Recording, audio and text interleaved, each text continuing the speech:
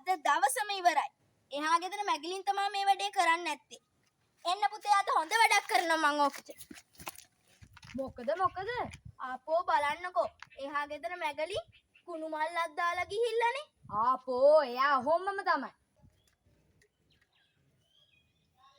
මේ අර රොසලුනුයි ප්‍රින්සි අපිට මොනවා හරි කියන වෙහෙනවා.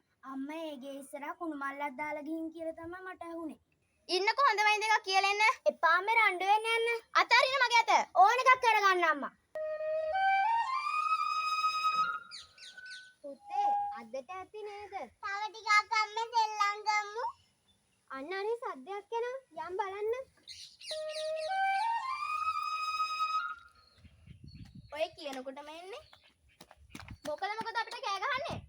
කෑ නොගහ කොහමද? ඕගොල්ලෝ කරන වැඩවලට. අපි මොකද්ද කරපු වැඩේ?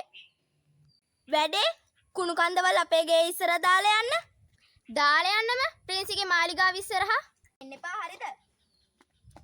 මොකද්ද වෙලා තියෙන්නේ? නෑ මුකුත් නෑ. ඉන්නකෝ අපි ගිහිල්ලා බලමු. හරි යන්.